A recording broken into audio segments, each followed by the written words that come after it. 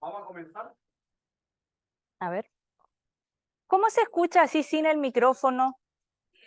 ¿Se escucha bien?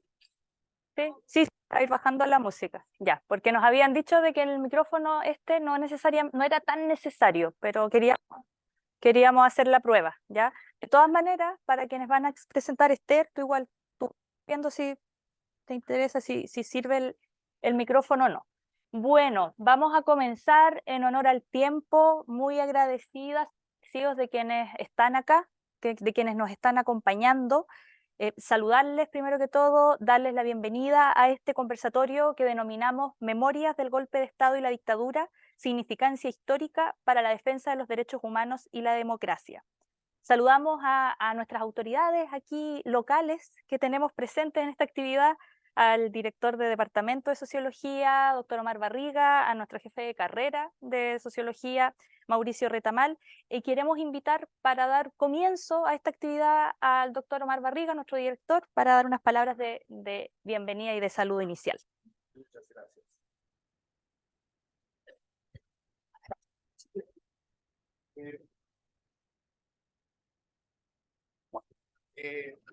Les doy la bienvenida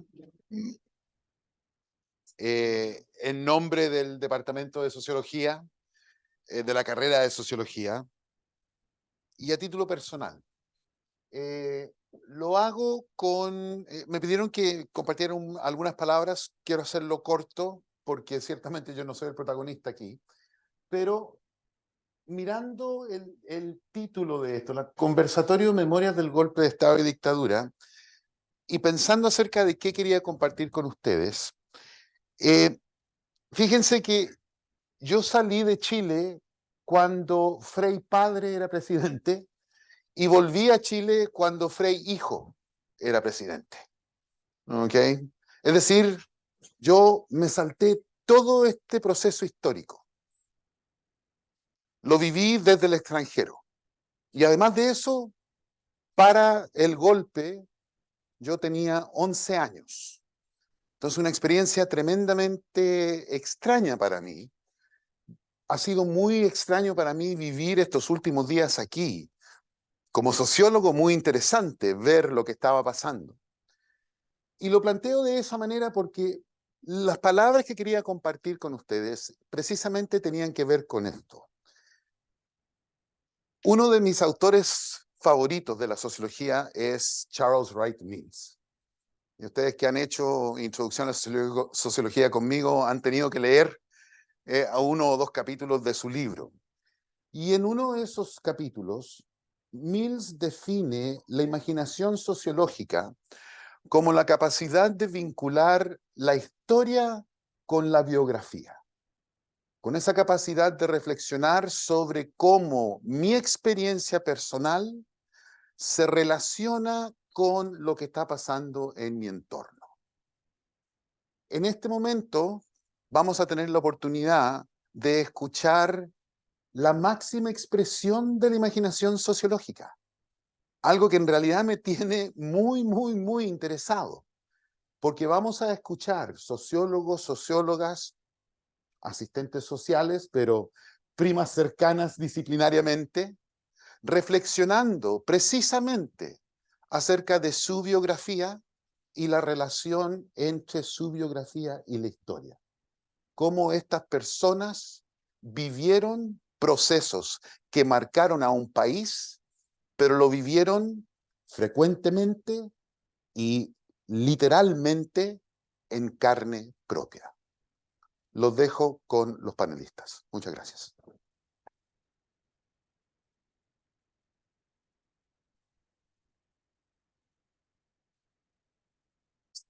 Un segundito.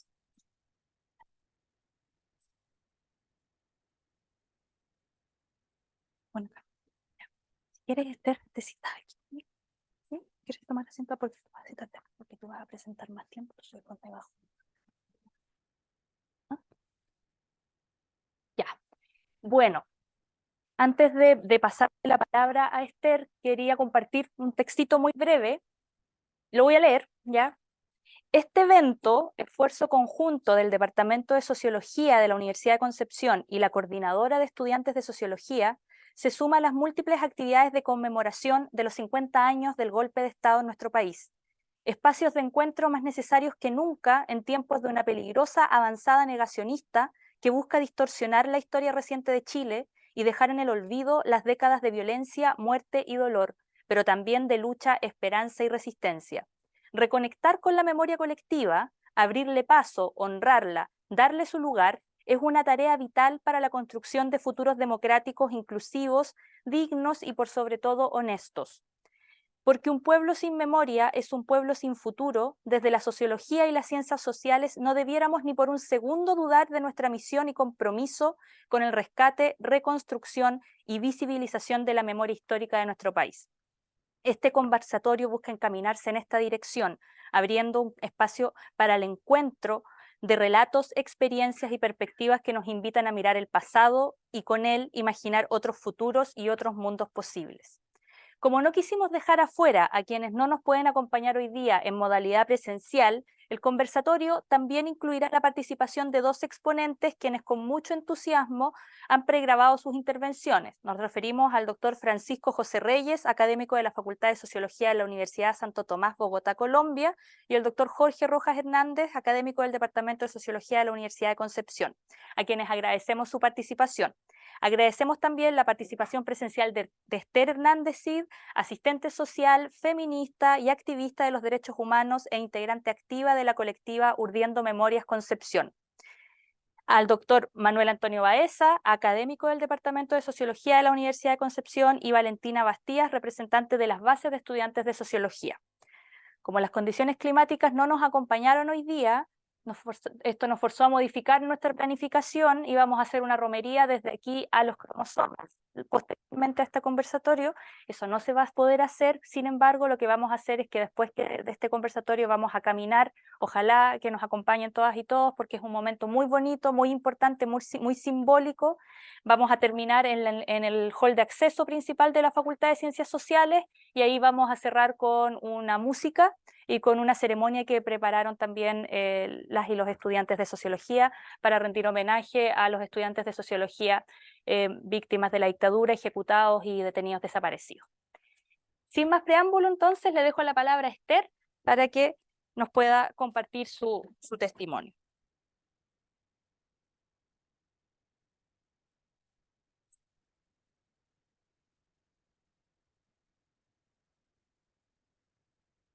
Hola, buenas tardes a todas las autoridades, a todos, a todas, a todes. No sé si me escuchan. Bueno, me pidieron que estuviera en este conversatorio. La verdad es que hemos tenido harta actividad durante estos 50 años. En que hace 50 años que en la vida de nuestra, en la vida mía, es como hartos años, pero en la vida de un país son como pocos años. Un poco para contextualizar dónde estaba yo, qué es lo que estaba haciendo, quién era. Yo soy de origen campesino, viví gran parte de mi niñez en el campo, aquí cerca, en la Aguada, un fundo de alemanes, y tuve la suerte de que mi padre era un hombre que venía desde el mundo comunista. Entonces, por lo tanto, yo tuve conciencia de la explotación, de la injusticia, las desigualdades, viviéndolas ahí mismo. Y también fui la única de mi familia, fui la primera generación, como se dice, de salir al mundo de la educación. O sea, primero a estudiar humanidades, a un colegio de monjas, cosa que mi papá estaba totalmente en contra. Yo no fui ni bautizada, ni nada, ninguna cosa, era mora, así se decía en esos años. Y entonces estudié en el colegio de monjas y estudié también en el liceo de Talca, porque entre medio me fui a Talca. Pero igual volví después igual a estar interno. Mis papás siempre vivieron en el campo, trabajando en las oficinas de los campos.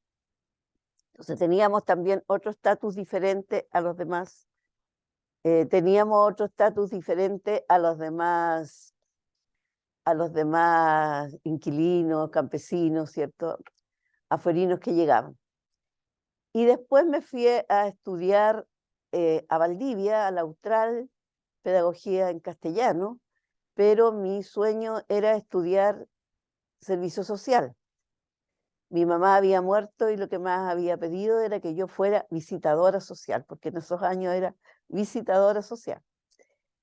Entonces yo me fui a Talca a estudiar servicio social en plena reforma de la carrera, con toda la reconceptualización, que en un principio a las más nuevas les llamaba la atención tanto seminario, tanta gente de afuera, porque vivíamos así en seminario, en charlas, y era todo nuevo para nosotros. Yo había participado en la campaña de Allende del año 64, en el liceo en Talca, y después en Valdivia, pero más que nada yendo a las marchas, las peñas, ese tipo de cosas. Yo era de izquierda, pero no estaba en ningún partido político hasta ese momento.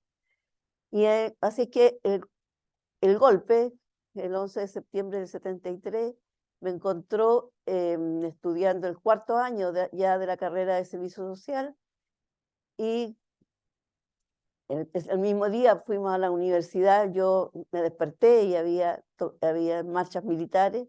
Inmediatamente dije yo, es golpe, porque, bueno, había escuchado muchas veces todo lo del Holocausto, bueno, con mi papá siempre escuchábamos. En ese tiempo no había televisor, no había nada, así que eran lo que uno escuchaba en la radio y leí la lectura.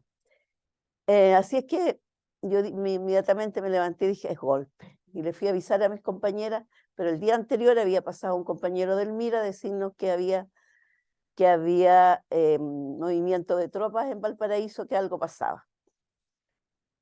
Así que nos fuimos con la idea de defender, o sea, de proteger, de defender el gobierno que teníamos y todo lo que se había alcanzado. Yo quiero decir también que durante ese tiempo fue un tiempo de mucha efervescencia, de creer en valores, principios y sueños que teníamos, en que iba a ser posible. Entonces, o sea, el ir a las marchas, yo trabajaba y estudiaba, porque no tenía situación para poder estudiar, sí, no pagaba la universidad, pero sí tenía que vivir. Así que yo me integré a lo que era la Federación de Estudiantes Revolucionarios, FER, y después de eso pasábamos así como al MIR, y ese día varias de nosotras dijimos, nosotras nos quedamos, porque el compañero dijo, bueno, algunas, las que quieran se van, las que quieran quedarse con nosotros se quedan, pero esto es resistencia y esto aquí les puede costar la vida. Nosotros dijimos, nos quedamos. Alcanzamos a hacer muy poco porque el 22 de septiembre nos tomaron detenidas. Y bueno, luego de la detención, y estuvimos en el regimiento, en el Buen Pastor, en la PDI. Esto es algo bien íntimo, pero que sí lo tengo que contar porque producto de eso pasaron muchas cosas, y en ese momento no le hicimos ningún análisis, ninguna discusión, nada, sino que era así, teníamos que hacerlo. Cuando nos detuvieron, habíamos 3 mujeres y 3 hombres en la casa, que obviamente era una reunión de partido. Entonces nos dijeron los chiquillos, ustedes tienen que decir que son prostitutas, porque no pueden decir otra cosa, tienen que decir eso. Además había que protegerlos a ellos diciendo otros nombres y todo. Así es que eso fue lo que dijimos. No hubo análisis ni de feminismo, ni de que esto era machismo, nada, sino que eso. Bueno, eso significó que tanto carabineros, militares, boinas negras, PDI, pensaran que era así. Entonces la casa se transformó, o sea, la casa donde vivíamos, que vivíamos 7 compañeras, y nos denunciaron 2 de las compañeras que vivían ahí con nosotras, que eran de C. Eso lo vine a saber a los 47 años después. Bueno, eso pasó y eso significó entonces violencia política sexual, que yo fui la única que fui a denunciar. Yo lo denuncié ante el un encargado que había del obispado ahí, el padre Alejandro Jiménez, y el intendente no pudo tomar la denuncia porque dijo que nos teníamos que esconder inmediatamente y nos mandaron a un convento, al convento de las adoratrices, y ahí estuvimos. Así es que, y después cuando fue el intendente nos dijo inmediatamente se van de aquí, así que nos fuimos con lo que teníamos puesto, nunca más pudimos volver a la casa, o sea, así como estaba nuestra casa, que era pobre y todo, porque los mismos tipos decían, ¿cómo viven tan pobremente? No, ustedes no pueden ser estudiantes universitarios. No. Bueno, así fue que me fui a Santiago y deambulé por mucho tiempo, trabajaba, estudiaba, me enfermé, estuve muy enferma, sin saber lo que tenía. Yo antes era delgadita y pesaba 42 kilos, pero llegué a pesar 36 kilos en ese tiempo. Entonces, eso fue lo del golpe y obviamente me expulsaron de la universidad y quedé sin la carrera y llegué acá a Concepción en el 75. Y ahí me integré a trabajar, que esa también fue otra suerte de trabajar en el arzobispado durante 17 años y ahí hice trabajo con las agrupaciones de familiares de detenidos desaparecidos, con las agrupaciones de presos políticos, con las coordinadoras que habían laborales y bueno, y la resistencia también. Lamentablemente cada vez que uno se metía a hacer algo venía un golpe y allá tenías que sumergirte, así que no, al final terminé trabajando en lo público, el CODEM, que era el Comité de Defensa de los Derechos de la Mujer, y siempre trabajando desde las mujeres, con las mujeres, para las mujeres. Entonces, y después bueno, durante ese periodo, el año 81, viene un golpe fuerte al MIR y cae detenido mi compañero y está 1 año y medio, bueno, y hay más, ¿cómo se llama? O sea, todo el trabajo que se hacía con las de difusión, todo lo hacíamos afuera. Y nosotros sacábamos todas las en barretines que se llaman, que es donde se saca todo lo que había que escribir, todo lo que había que hacer, todos los testimonios de tortura que había que mandar a Amnistía Internacional, a FASIC, a la Vicaría, todo eso lo hacíamos a través de nosotras las mujeres, que éramos las que íbamos generalmente a ver a nuestros compañeros. Entonces, yo viví todo ese tiempo acá y después de que llegó o no llegó la democracia, que en realidad fue con muchas falencias, sí tuve la oportunidad de terminar la carrera acá en Concepción, porque como vivía acá, dieron la autorización desde la Universidad de Chile para terminar la carrera acá y la terminé acá el año 93. Así es que me titulé, que era mi sueño, yo soy porfiada, por lo tanto todo lo que me he propuesto lo he tenido y eso ha sido gracias a las fortalezas que me dieron mis padres y mi familia. Ahora, digo, porque tengo una familia muy chica, yo soy hija única. Entonces, y de ahí he seguido trabajando, y también con la fortuna de trabajar en lo que a mí me gustaba, que era trabajar con mujeres en diferentes programas. Seguí siendo siempre militante del trabajo con mujeres, militante de la causa por los derechos humanos y militante, ¿cierto?, con corazón rojo y negro siempre.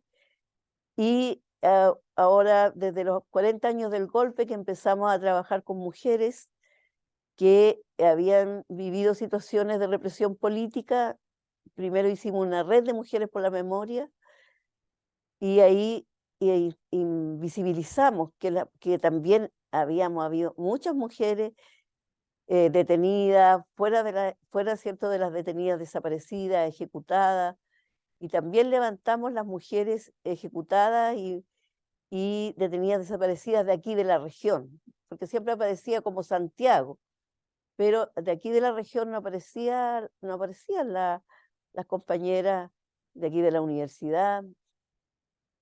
Y así empezamos a hacer este trabajo y después nos propusimos trabajar con lo específico que era la violencia política sexual que habíamos vivido la mayoría de las mujeres que habíamos sido, ¿cierto?, detenidas, torturadas, em, tanto dentro de las poblaciones, en los allanamientos, en las cárceles, en los centros de detención y tortura clandestinos, y por todas las Fuerzas Armadas y civiles también, que son los que no se ven, no se visibilizan.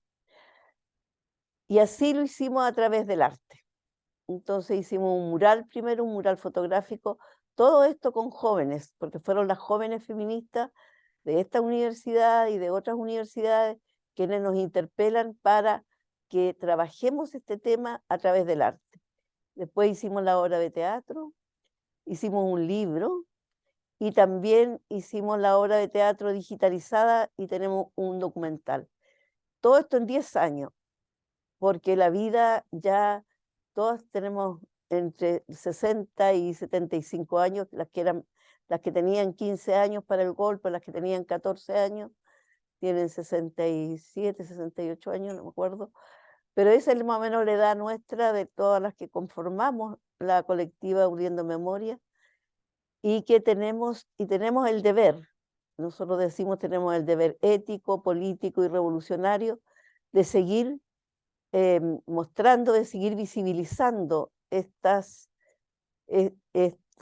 delitos de lesa humanidad que no han sido, que no ha habido justicia, que no ha habido reparación, que no hay garantías de no repetición, puesto que para la revuelta social y anteriormente en otras protestas también ocurrió con las jóvenes y disidencias sexuales que hubo violencia política sexual, y tampoco hay la verdad. O sea, es la verdad nuestra, pero no han sido juzgados.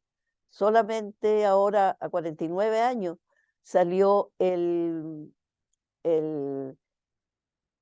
la sentencia definitiva para la gente de la venta sexy, compañeras de la venta sexy, después de 49 años de ocurridos los hechos. Que una justicia que es tardía no es justicia. Entonces, aquí nosotros siempre hemos dicho, no hubieron políticas de memoria suficientes, no hubieron, lo que hubo más bien fue olvido y complicidades para no juzgar a los victimarios y para no, porque hubo silencio, hubo complicidad entre los gobiernos y lamentablemente es así, no es de otra forma. Eso podría contar, sí, rápidamente. No sé si hay. Sí. Gracias a usted por compartirnos su testimonio.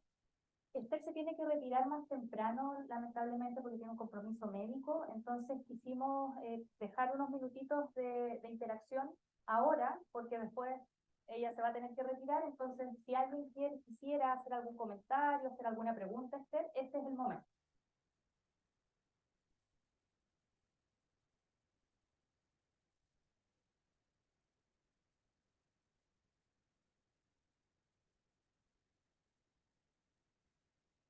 Atrévanse, atrévanse. La Leti.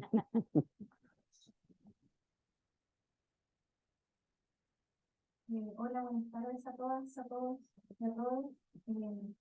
No podía no dejar de hablar porque eres una queridísima amiga de muchísimos años, y como se tiene que ir pronto, no podía dejar de decir igual que es muy importante que esté aquí, que las nuevas generaciones conozcan todas las atrocidades que ocurrieron en este periodo de la historia, y que no parecen creíbles, ¿no? No le cuesta creer que tanta brutalidad fue posible, y cómo también la represión fue especialmente terrible con las mujeres, una vez más, ¿no? Cómo se ha silenciado también, y cómo las organizaciones de derechos humanos de mujeres feministas han sido capaces de poner en la palestra la violencia política sexual, que ha sido una cuestión que se mantuvo oculta durante mucho tiempo, que fue muy difícil también que las propias personas pudieran reconocerlo, visibilizarlo, porque sin duda es una versión muy difícil para todas, ¿no? Y creo que ha sido muy importante ese proceso también, ¿no? Estos 10 años en que han podido denunciar, explicitar cómo una vez más las mujeres sufren un tipo de represión que puede ser especialmente contra las mujeres, ¿sí? Y quería, Esther, si tú pudieras comentar igual aquí, sobre todo para las personas más jóvenes, cómo se dio este proceso con las feministas más jóvenes, desde los 40 años hasta ahora. ¿Qué, qué riqueza tuvo ese proceso en donde pudieron trabajar en conjunto las generaciones de luchadores de muchos años con las nuevas generaciones de feministas jóvenes del territorio?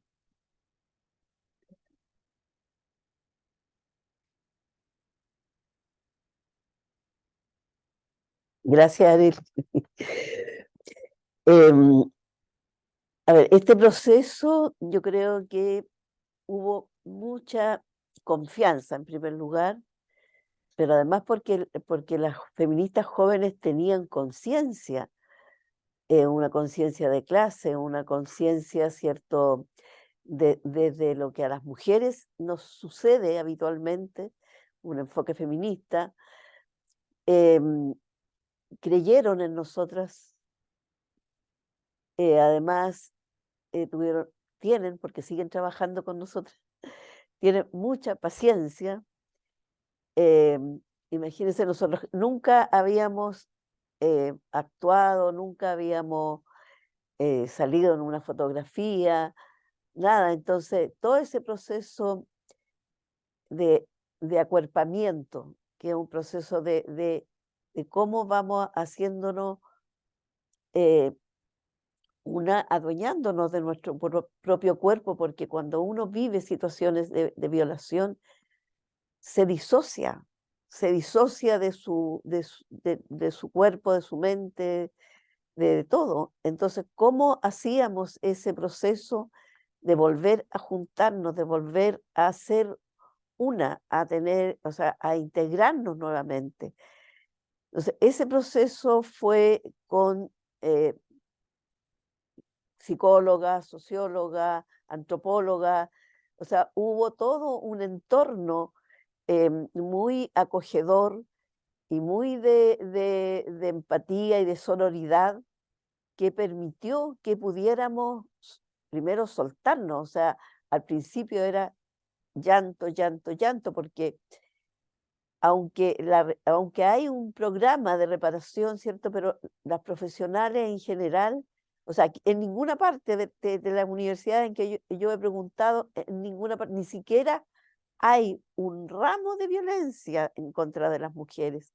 Entonces, no saben, o sea, las chiquillas salen de la universidad, pero sin saber lo que es la violencia, menos la violencia política sexual, porque es otra categoría, es de otra forma, son agentes del Estado los que te violan, torturan, a quienes se les paga con los impuestos nuestros. Entonces, era muy fuerte para nosotras poder contar, porque eso había estado silenciado durante 40 años, ¿ya? Y durante, por ejemplo, el proceso de la Valech, muchas mujeres no lo contaron, por miedo, por vergüenza. Hay una serie de consecuencias, y sobre todo la consecuencia de la impunidad, el hecho de que la mayoría de los torturadores están impunes o murieron o están en clínicas por qué sé yo, o con estrés postraumático, que les pagan una pensión por el estrés postraumático. Entonces, es tanta la, o sea, por un lado nosotros tenemos, porque no, tanta rabia acumulada, tanta impotencia, tanta frustración, que había que, cómo se suavizaba esto. Entonces se suavizó a través de talleres, de conversatorios, de llamar a otras compañeras que nos colaboraran, que nos ayudaran. Todo esto en colaboración. Y además, el Fondo Alquimia, que es un fondo para mujeres, siempre nos colaboró en fondos de, ¿cómo se llama?, de recursos para que pudiéramos hacer. Entonces hicimos el mural con recursos del Fondo Alquimia, la obra de teatro todo lo que hemos hecho ha sido con recursos del Fondo Alquimia. Entonces, porque bueno, poco lo que se puede hacer sin dinero. Entonces, la voluntad, por un lado, y esta conciencia de que es necesario que se sepa, es necesario que se visibilice, es necesario que pase de lo privado a lo público, fue lo que hicimos con las chiquillas y seguimos haciendo.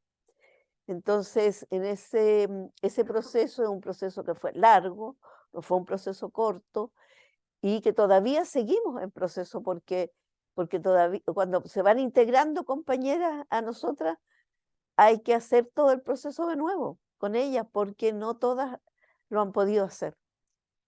Eso, no sé si contesté a tu pregunta. Gracias. Muchas gracias. Gracias a usted, gracias por la pregunta también. Estamos bien ajustas en el tiempo, así que vamos a agradecerle con un aplauso muy fuerte. Muchas gracias. Y antes, quédate un poquito, porque queremos darle un reconocimiento a Esther por su trayectoria, por su trayectoria de lucha. Entonces, esto fue una idea que surgió de la coordinadora de estudiantes, eso hay que decirlo, quienes hicieron un gesto muy, muy bonito, y esto es importante mencionarlo, porque pensaron en poemas para las personas que iban a presentar, y crearon poemas, mini poemas. Y cada uno de estos recuerdos trae un poema que ha sido creado por uno de nuestros estudiantes. Así que Alani Soto, que es la coordinadora de la coordinadora, valga la redundancia, va a hacer la entrega a Esther de este recuerdito.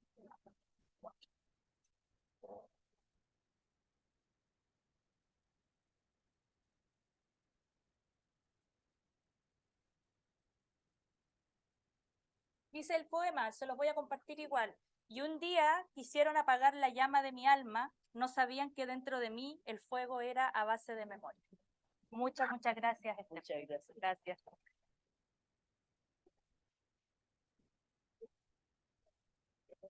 Así que bueno, ahora vamos a dar paso a otro de nuestros exponentes, expositores, que está en modalidad virtual, ¿ya? Así que, pero con mucho entusiasmo nos hizo. Esta es una presentación que va a terminar un poco abrupta, porque nuestro querido colega quería hablar mucho más, pero por los tiempos de la actividad tuvimos que hacer un recorte, ¿ya?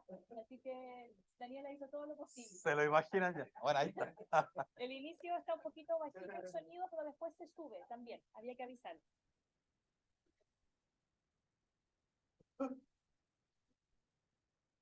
Realiza esta actividad recordando de lo que pasó hace 50 años. Entonces yo voy a relatar mi testimonio. Un testimonio que es difícil de expresarlo, como lo he dicho ya también. Cuesta hablar de la experiencia personal en aquellos difíciles momentos que me correspondió vivir, que vivió el país y que también estremeció al mundo. Lo terrible que fue el golpe militar del 11 de septiembre de 1973. En ese momento, ese día trágico, yo me encontraba en Temuco. Originalmente soy de Valparaíso, yo estudié en la Universidad Católica de Valparaíso.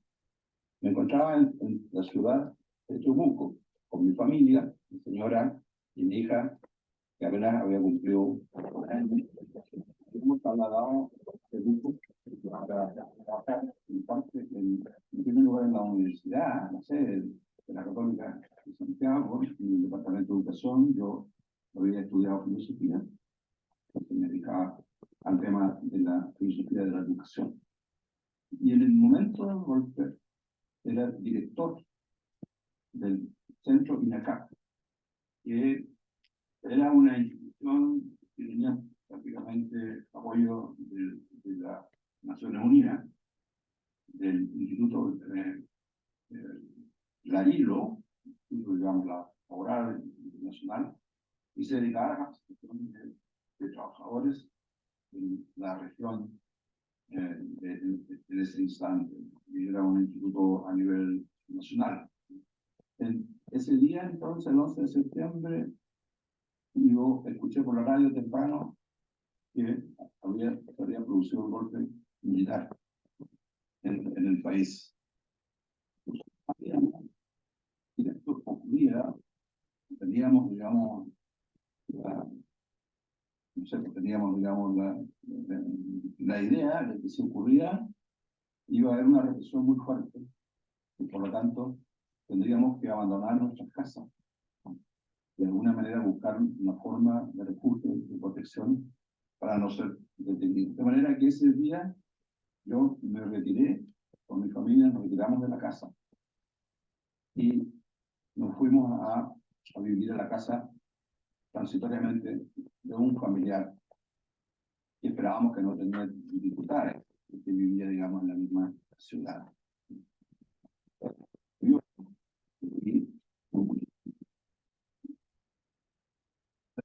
efectivamente fueron a llenar nuestra casa.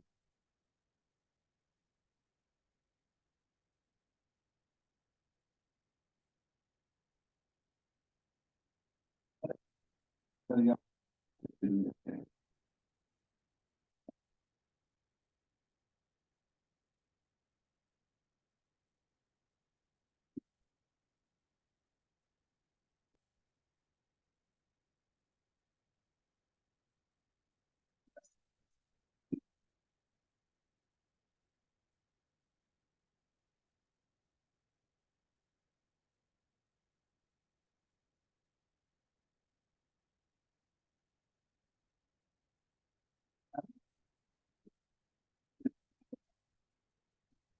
esto sí, y sobre todo las verdades que hacían los militares en los barrios deteniendo a personas.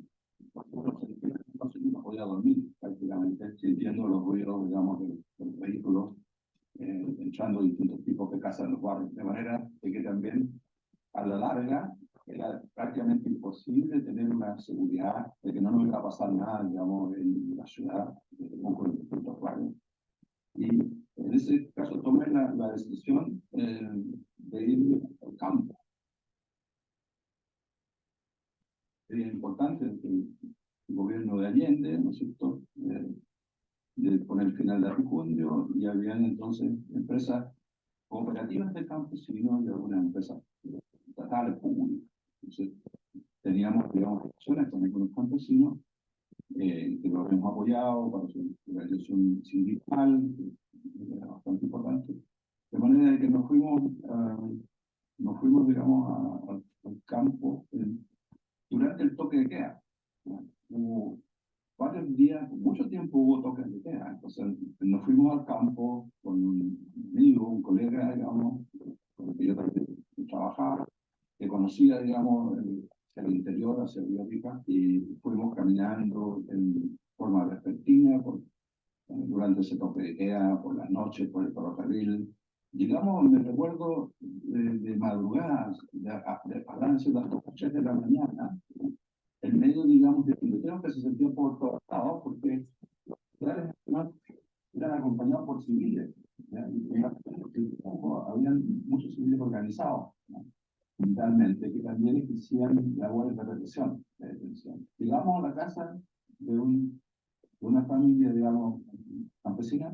Nos recibieron, digamos, con sus brazos abiertos, pero al mismo tiempo nos dijeron: como usted viene de la ciudad, para nosotros es un riesgo, compañero, entonces se puede quedar esta noche, pero le aconsejo que mañana se vaya a otro lugar, digamos. De manera de que la situación en el campo era también muy complicada con la represión, digamos, que hacía la dictadura en todos los lugares y también en contra de los campesinos, ¿no? Ya eso se sabe bastante. De manera de que partimos al otro día, partimos hacia Temuco, por los mismos riesgos, digamos, de tomar el vehículo, de eludir, digamos, el toque de queda, en fin. En Temuco, como no era posible mantenernos, porque mi idea no era irme de Temuco, ¿no? Pero como ya no había ninguna posibilidad, entonces ahí nos separamos, la familia, y yo solo emprendí el camino hacia Santiago, ¿no? Mi única posibilidad era tomar un tren que venía de Santiago, que pasaba por Temuco y que iba a Valdivia, que pasaba por Temuco en horas en que no había toque de queda, por lo tanto no tenía permiso, no necesitaba permiso. Entonces pasé, llegué a Santiago, en Santiago me comuniqué con los compañeros, digamos, de mi organización para ver la posibilidad de mantenerme en Santiago, de buscar trabajo. Pues, esa era mi idea. Yo era profesional, estudié en la universidad y ya había participado, digamos, en actividades académicas en la Católica de Valparaíso y después en la Católica de Santiago. Y nuestro propósito era, en realidad, acercar la universidad a la sociedad, ¿no? Y comprometerla, digamos, especialmente con el mundo del trabajo, porque los trabajadores prácticamente no llegaban a la universidad. Y en ese sentido organizamos actividades con muchos estudiantes, distintas carreras y profesiones, centros de formación profesional que después durante la reforma fueron reconocidos como centros universitarios, y permitió que los trabajadores fueran, después que eran liberados por nosotros, puedan, digamos, seguir alguna carrera profesional, especialmente algunas carreras técnicas. Entonces, la idea, digamos, era mantenerme profesionalmente en Santiago. No fue posible y en cierto modo me sugirieron que me fuera a Valparaíso. Valparaíso estaba muy complicado con la represión, especialmente, digamos, por el asunto, digamos, del juicio de la Marina, en fin. Yo acepté irme a Valparaíso en línea. Tenía también, lo positivo era que tenía mi familia, ya que provengo francamente de esa región, de manera que tenía algo eso de positivo, de poder juntarme también con mi señora, con mi hija, digamos, y asentarme, digamos, radicarme en Valparaíso. Como la idea era no salir del país y contribuir de alguna manera, digamos, a organizarnos para mantenernos, digamos, activos y ver la posibilidad de buscar una solución que pusiera fin, digamos, al régimen, algo que en el caso nuestro era un poquito a veces en una ilusión también, porque no se sabía muy bien cuál era el carácter que iba a tener el golpe militar. Iba a ser muy prolongado, se suponía, sí, por supuesto, que iba a ser muy represivo, ¿no? Eso sí que teníamos conciencia de eso, ¿no? Pero ¿cuánto tiempo iba a durar? Algunos dicen que duró muy poco. Bueno, la cosa es que nosotros nos quedamos allí y en un momento me encontré con un amigo, colega, digamos, de la época del estudio universitario. Me conocían bastante porque fui estudiantil también en la Católica en la época de la Reforma. Y mientras estábamos conversando en una plaza importante de la ciudad de Valparaíso, me detienen. Ahí empezó mi detención, ¿no? Me detienen unos civiles y yo les pregunto, bueno, ¿quiénes son ustedes? ¿Qué me están deteniendo? Me dicen, sí, usted tiene una orden de detención de Temuco. Nosotros venimos a buscarlos desde Temuco, para que ustedes sepan, digamos, que la represión a veces era de una localidad y se buscaban en otras localidades, ¿no? También un nivel de organización que tenía, digamos, el régimen de la dictadura. De manera de que yo pude avisarle a mi señora que estaba por ahí cerca de que me llevaban a Temuco. Bueno, ahí empezó mi tremenda travesía, digamos, represiva por distintos centros del país. Primero me llevaron a una comisaría, en Valparaíso. Estuve ahí, digamos, un par de días. Después me sacaron de esa comisaría, siempre detenido, por supuesto, preso, encadenado. Luego de ahí me llevaron al lugar más temible, que es la Academia de Guerra, digamos, de la Marina, en Valparaíso. Y siempre allí sí me llevaban vendado, con los ojos vendados. Y estuve siempre vendado, digamos, en la Academia de Guerra. Estuve ahí algunos días, allí pude, digamos, constatar que varios amigos y colegas habían sido fuertemente torturados, golpeados e interrogados, ¿no es cierto?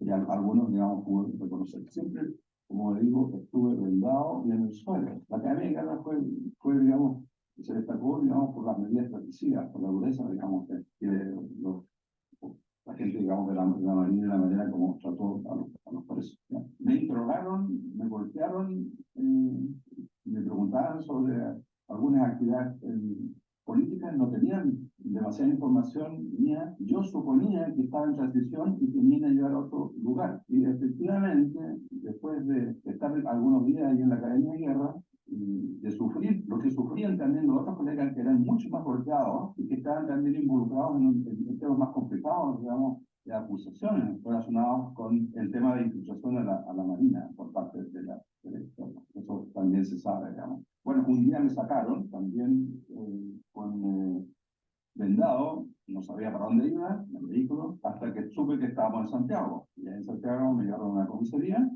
tuve detenido de venir a una comisaría, de alguna manera me la arreglé para yo, mi primer temor, este fue el temor, uno de los temores más grandes que yo tuve, que dije yo en el transcurso, es posible que me puedan, digamos, asesinar, porque existía lo que se llamaba la ley de fuga en ese momento. El Mercurio estaba publicando permanentemente, y eso lo podíamos leer porque se editaba en Mercurio, se escapó y por fuga fue digamos, ejecutado. Sabemos que eso era un invento, como muchas cosas que se inventaron, digamos, mentiras, digamos. La gente es muy difícil, digamos, jugarse, digamos, cuando uno está bajo, no sé, en un cuartel policial, o cuando está en un cuartel militar, o cuando está rodeado, digamos, de personas armadas, uno no tiene armas, digamos, ¿no? La única arma que tiene, digamos, es su cuerpo, digamos, y su conciencia y sus ideas, digamos. Entonces, ese fue mi gran temor, y eso es lo que yo también relato como testimonio, el temor, digamos, en medio de este largo trayecto hacia Temuco, poder ser, digamos, liquidado por Interpol Cuba. Me lo advirtieron los guardias, me dijeron, usted tiene dos opciones, que lo llevemos amarrado acá, en la parte trasera, o que no lo llevemos amarrado. Pero si usted intenta fugarse, usted sabe lo que le puede pasar. Entonces yo dije, yo preferiría que me dieran sin las amarras, digamos, ¿no? Y puedo asegurarles de que no voy a intentar fugarme y que llegaré, digamos, espero llegar a Temuco sin crear ningún tipo de problema. Bueno, nos demoramos 2 días en llegar a Temuco. Ellos de alguna manera aceptaron, digamos, mi relato. Yo conversaba un poco con ellos y ellos hablaban algo también de sus propios problemas y temores, digamos, y lo escuchaba. Pero nos demoramos 2 días y tuvimos que pasar una noche, yo pasé una noche detenido también en Talca, ¿no? En una comisaría de Talca. Seguimos al otro día y el otro día llegamos a Temuco y ahí me entregaron, digamos, a los cuarteles, a la cárcel, digamos. Nunca más se produzca un golpe militar. Todo el mundo lo está diciendo, todo el mundo está, hoy día piensa y siente a Chile después de 50 años y todos están pensando que nunca debiera ocurrir lo que ocurrió en Chile, ni en ningún tipo de sociedad en América Latina, ni en el mundo.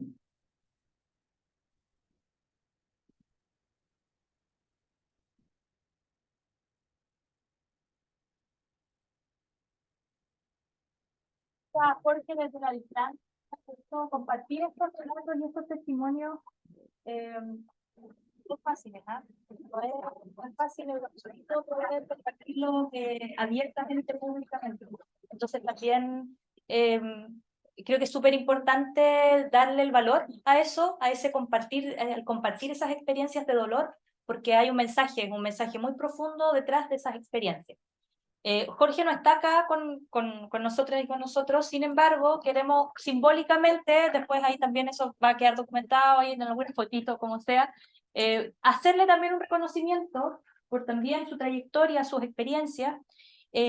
Alanis también va a hacer entrega de este reconocimiento, se lo va a entregar a Mauricio Retamal, nuestro jefe de carrera, quien va a guardar este recuerdo y se lo va a entregar a Jorge a su retorno.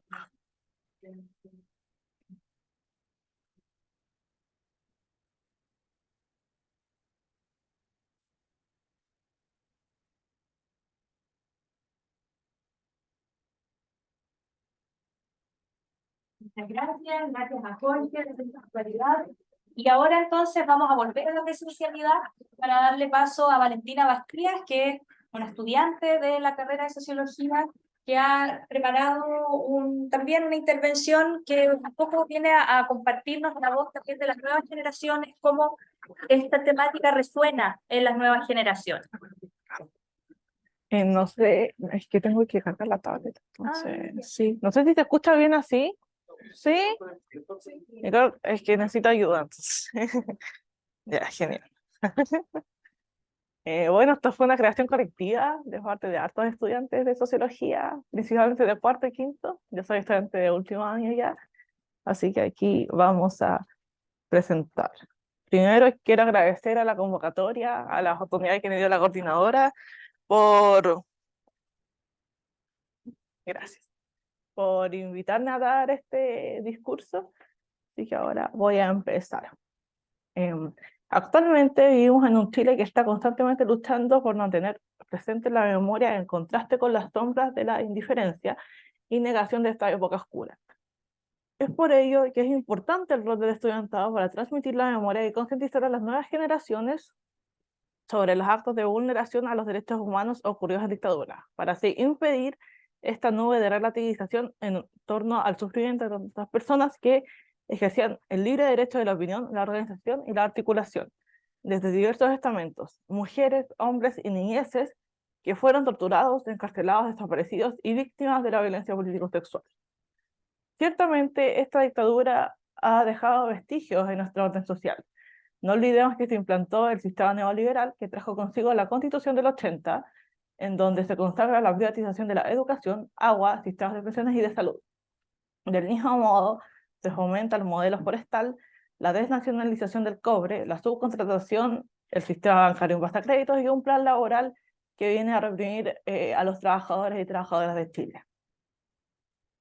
El abandono sistemático en torno a la reparación social de dichos tópicos solo pone en manifiesto cómo los gobiernos de transición mantienen las estructuras que privilegian su gozo en la esfera política y establecen el status quo que dejó la dictadura, ofreciendo protección a las élites económicas y políticas que propicia el abandono a todo tejido social durante un abismo tan temporal, tan grande como lo son los 50 años. 50 años de crueldad, de impunidad, y de nula reparación a todas las familias e individuos que sufrieron las consecuencias del periodo de dictadura.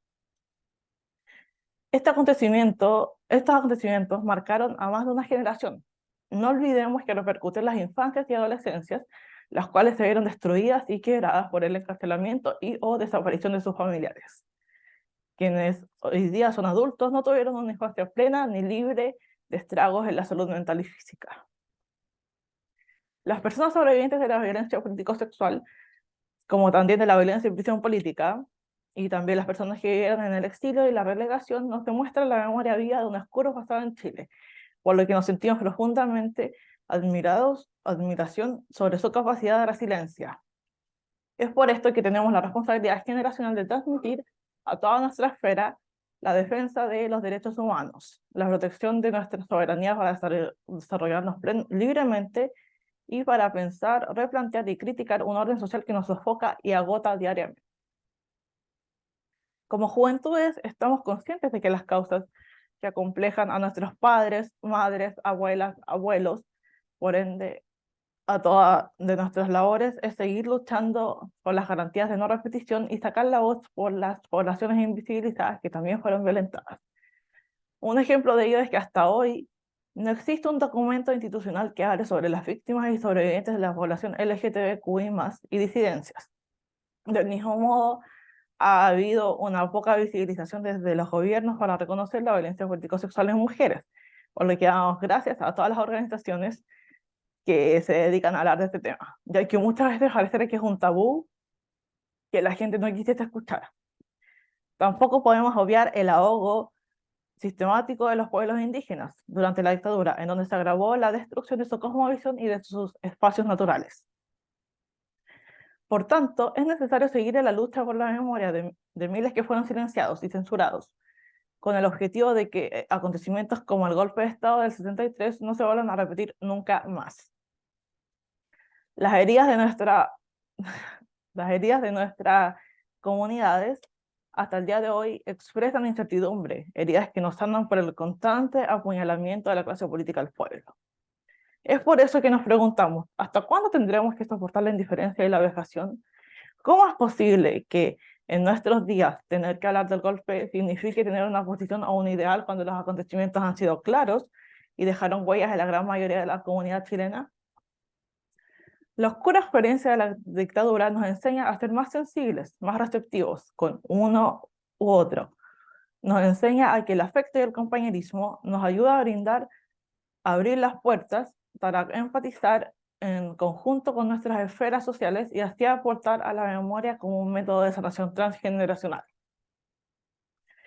Lamentablemente, en el presente se siguen utilizando estas formas de represión del Estado, o más bien mecanismos de terrorismo del Estado, que se acrecentaron con la dictadura. Ejemplo de ello es lo que sucede constantemente en el Gualmapu, donde se militariza todo un pueblo que lucha por sus derechos y contra los grilletes de la violencia.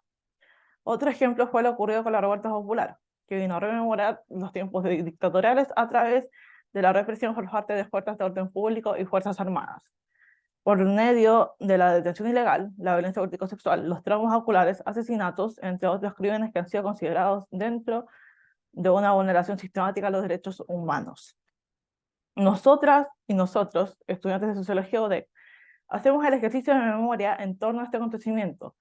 Nos posicionamos fuertemente ante el justo respeto de los derechos humanos. Hoy, a 50 años del golpe, observamos las cicatrices de un sistema que marcó tristemente el destino de toda una comunidad universitaria y que invita a pensar nuevas directrices para construir nuevos horizontes que se cimenten sobre la igualdad, el respeto y la equidad. Esta conmemoración no es solo una mirada hacia nuestro pasado, sino también una reflexión en torno a las proyecciones de lo que queremos y merecemos como país.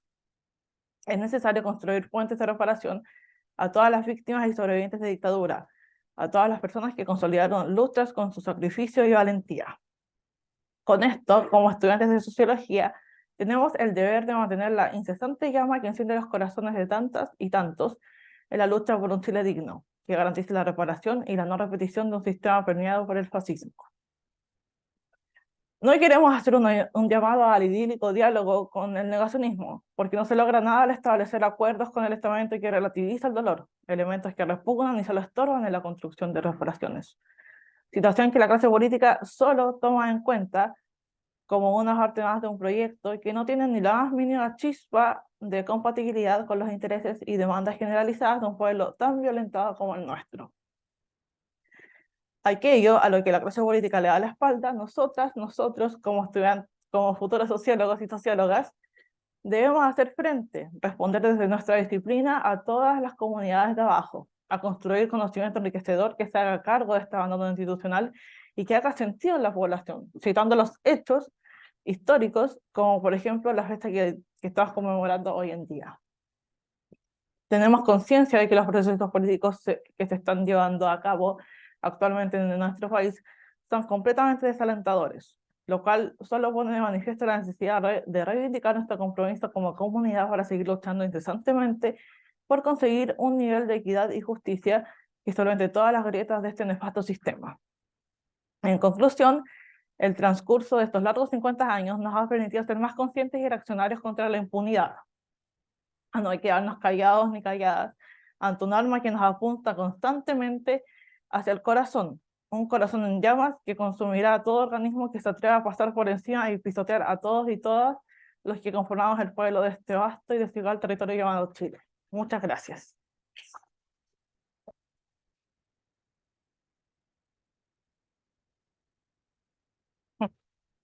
Muchas gracias, Valentina. Me da mucho gusto escucharle.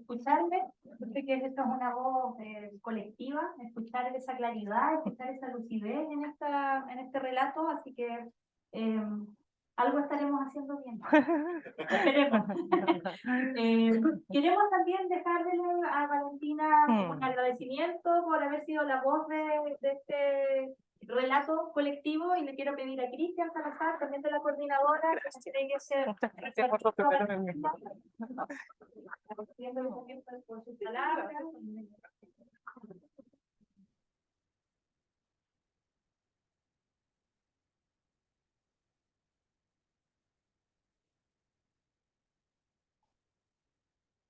para rendirle homenaje a otro profesor de nuestro departamento, que si bien no es expositor de este encuentro, sí también tiene una experiencia muy sentida de la dictadura, es un profesor muy querido también de nuestro departamento. Queremos invitar al profesor Claudio González, que pase adelante también a recibir un pequeño recuerdo.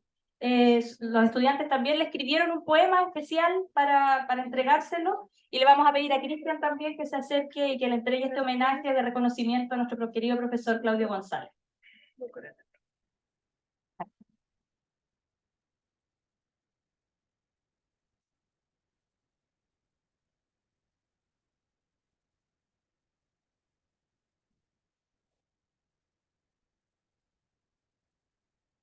Muchas gracias, profesor, por todo.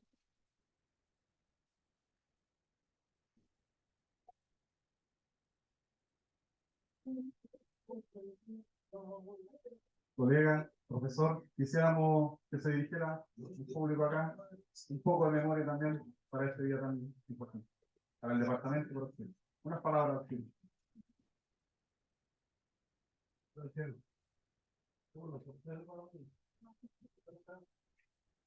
Pero yo creo que amerita estar acá, porque si yo miro las cosas que están ahí afuera, veo que sociología ha estado presente desde el 73 hasta hoy día. Estamos aquí, por lo menos, ¿cierto? Hoy estamos acá. Y esto para mí es importante. Yo, cierto, soy de la generación del 68 de la Universidad de Concepción, pero también es muy importante que cuando hablamos de sociología, de la facultad de sociología, no puedo dejar de lado, ¿cierto? A Manuel que está allá, que va a haber ingenieros que están acá, a Omar que está acá. Eso, ¿cierto? Es nuestra historia. ¿Qué es nuestra historia? Falta, ¿cierto? No sabemos hoy día, por esta mujer, y para mí también es importante que el recordar, ¿cierto?, de sus cosas que hizo. Y esto, ¿cierto?, para mí es importante. Muchas gracias por el día.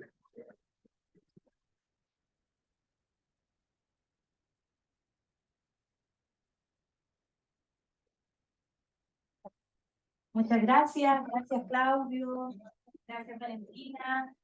Y bueno, vamos a pasar entonces a nuestra próxima exposición, porque queremos hacer buen uso del tiempo, terminar a tiempo también, y que vamos a darle el pase virtual al doctor Francisco José Reyes, que es un invitado internacional, porque también quisimos darle esta mirada internacional. Quisimos preguntarnos cómo se vio la experiencia desde afuera. Entonces, eso es lo que nos va a compartir el colega.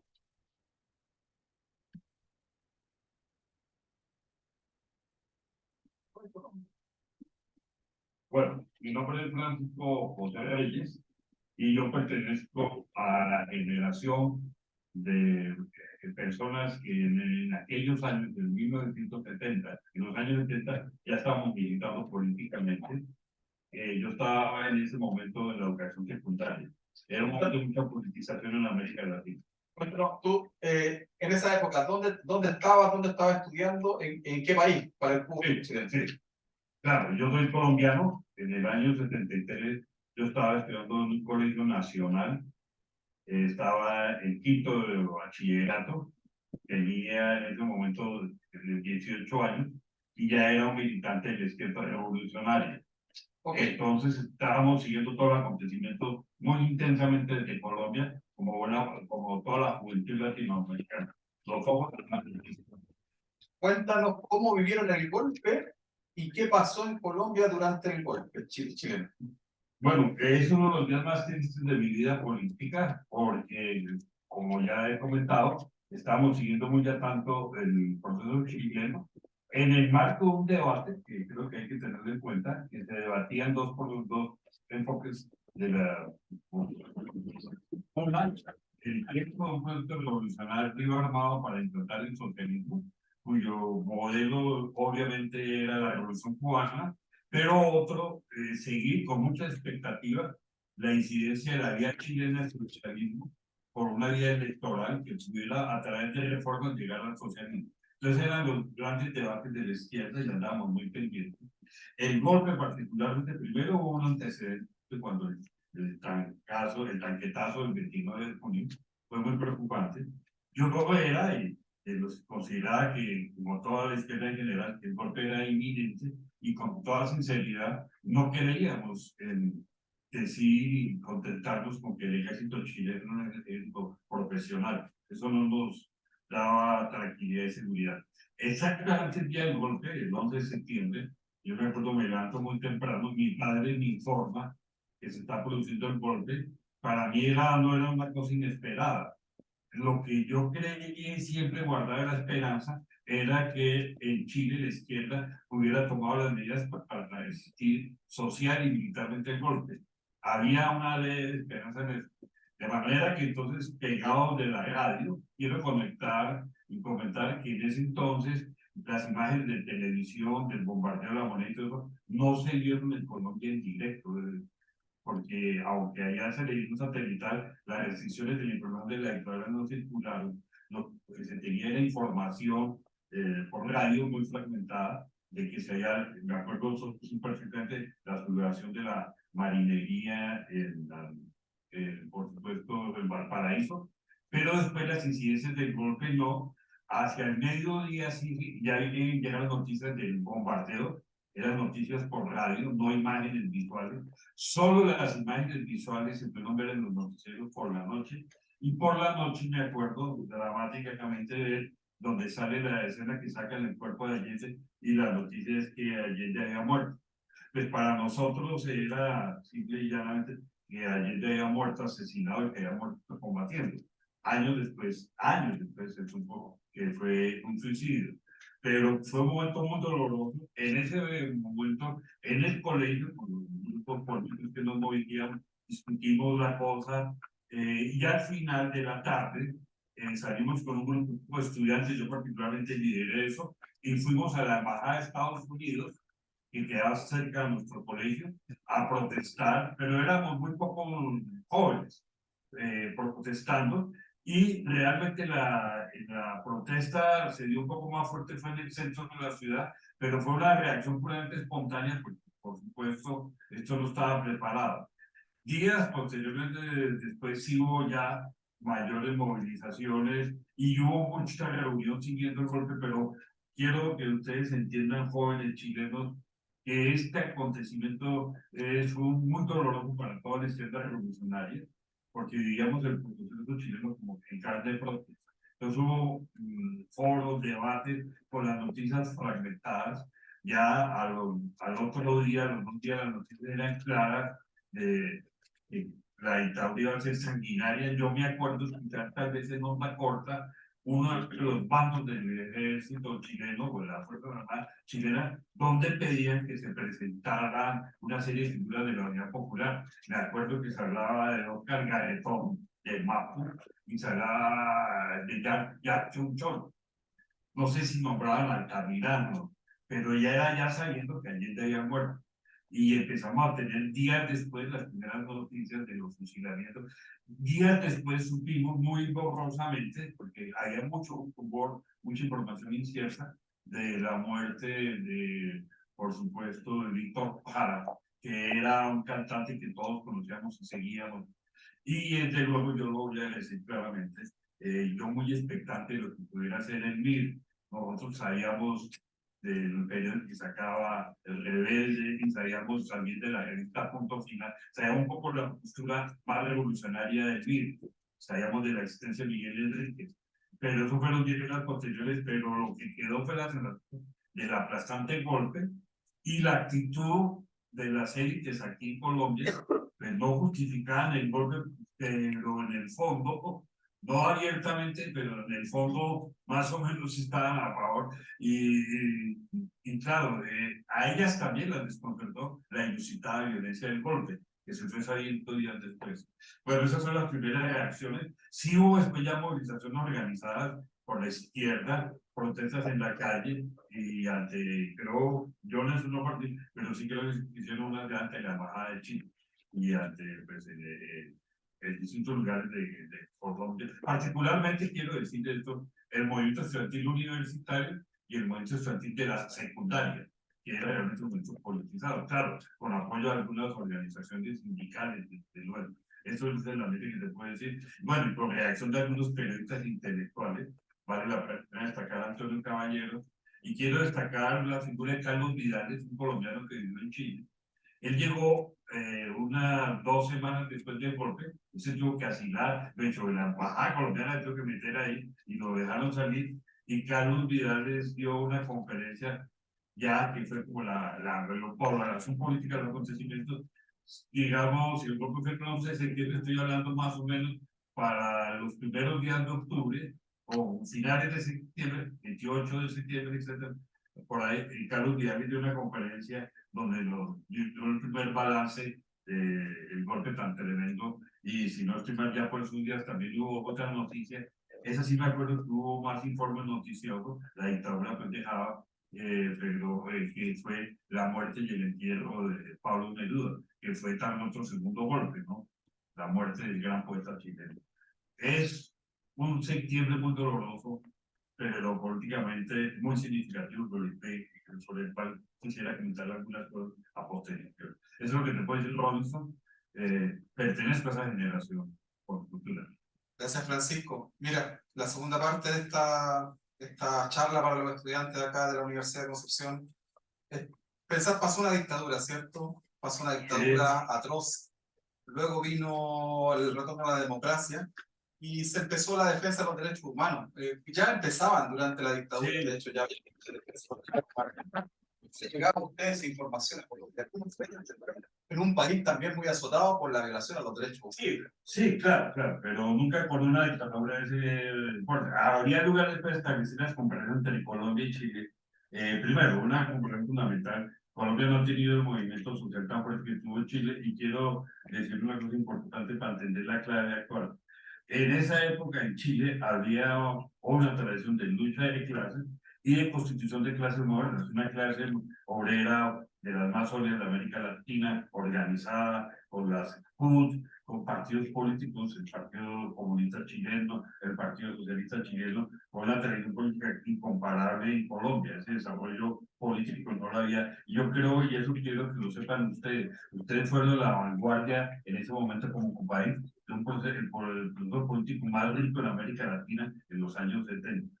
Esto vale la pena para compararlo ahora, porque creo que una de las dificultades que tiene Chile y que tiene el gobierno de Boric y que tiene en general América Latina es que las clases se han desestructurado, las clases han perdido, no que hayan desaparecido las clases, pero digamos no tiene esa cohesión que alcanzaban a tener en el cono sur, y entonces el sujeto ahora de las constituciones es un sujeto muy diverso, muy plural, muy dinámico, que se expresa en los estallidos sociales, pero es muy inconsistente políticamente para presentar un proyecto estratégico, porque es la fragmentación del neoliberalismo.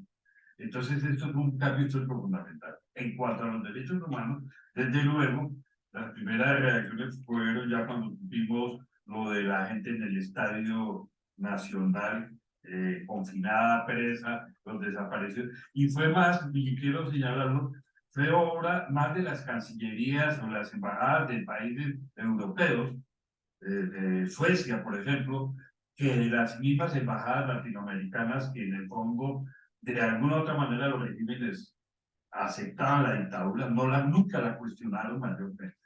Eso era. Y entonces, cuando empezamos a ver de la lucha por los derechos humanos, que fue progresiva y que, por supuesto, el paso de los años, ya viene destacar el papel de la Vicaría de Solidaridad de la Iglesia Católica Chilena, que es muy importante.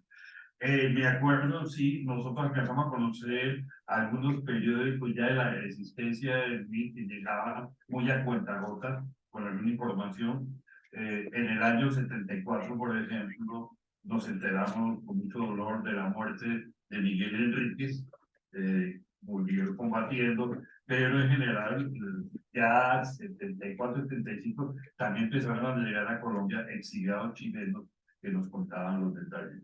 Pero esa lucha por los derechos humanos es fundamental, y eso fue otro de los méritos que de alguna u otra forma ha llevado a que a nivel internacional se tomara conciencia de los errores que puede producir una dictadura como la chilena o como la argentina o la uruguaya.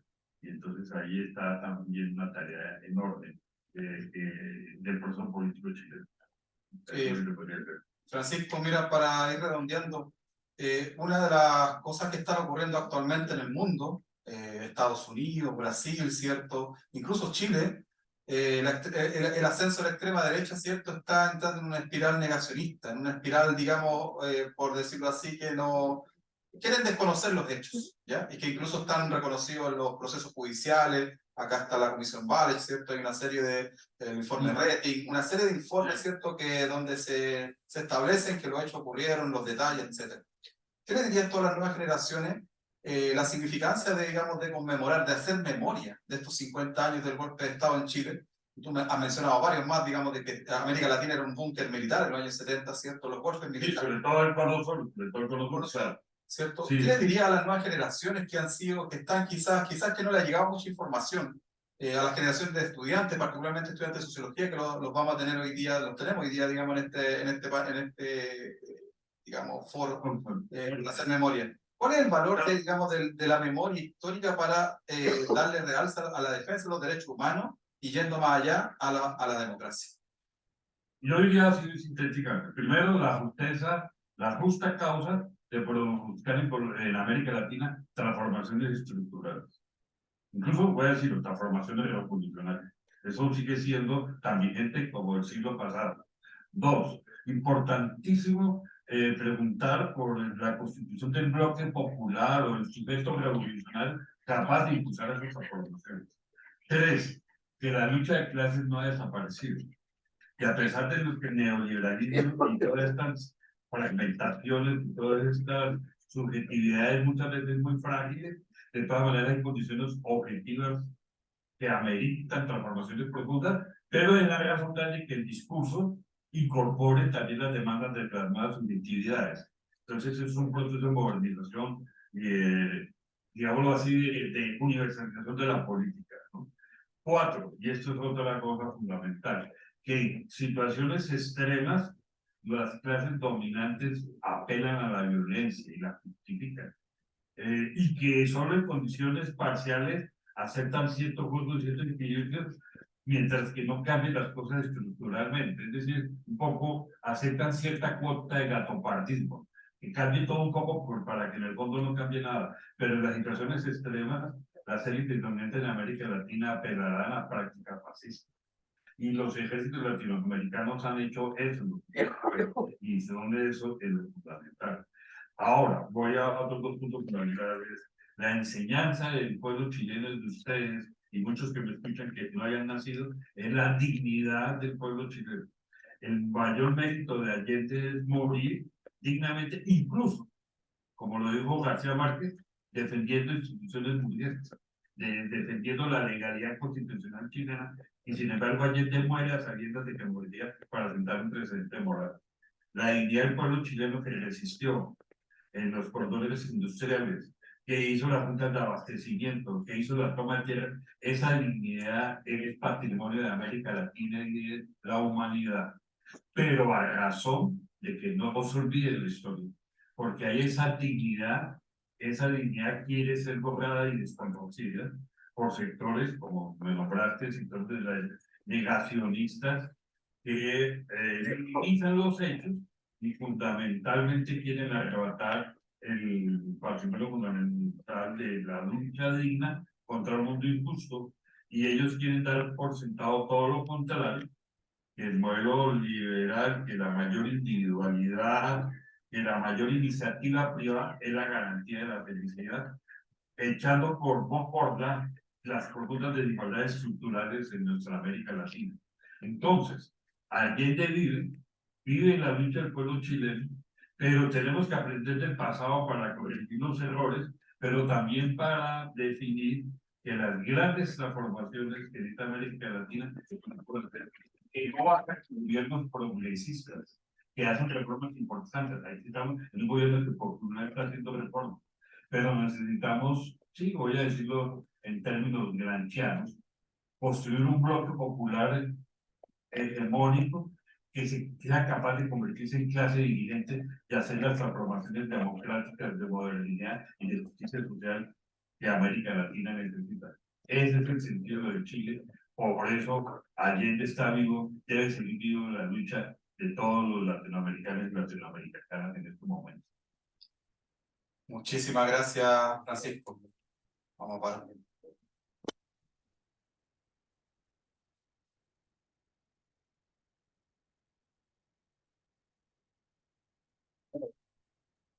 Agradecemos a Francisco Reyes, profesor de la Universidad de Bogotá, de la Universidad Santo Tomás de Bogotá, en Sociología, de la Facultad de allá, que amablemente nos quiso enviar este mensaje en una perspectiva de mostrar cómo se veía el golpe desde afuera, porque lo vivimos acá adentro, pero también se vio desde afuera.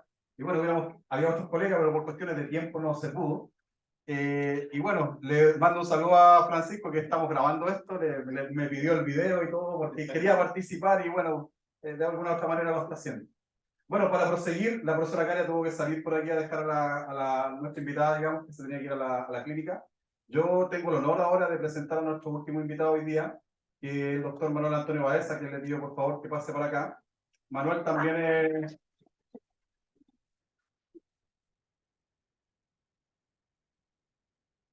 parte de esta camada de estudiantes que como ustedes, o como yo hace un par de años, estaban estudiando en esa época, ¿cierto? Y le tocó el golpe muy similar al doctor Roja, y para mí es un honor presentarlo porque yo quiero confesar aquí que la primera clase que tuve cuando llegué a esta carrera la hizo el doctor acá, Manuel Baeza, y nos comentaba algo de su experiencia, pero nunca tan extenso. El profesor acá tiene su pausa, así que esperamos que hoy día se extienda en esa experiencia que sabemos que es dolorosa, pero también es importante transmitirla a las nuevas generaciones. Gracias, Manuel. Dame un segundito para el verdadero para la grabación.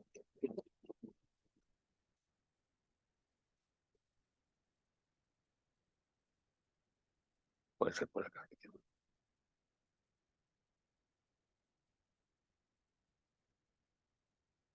Bueno, muchas gracias a todas y a todos por su presencia en un momento tan especial.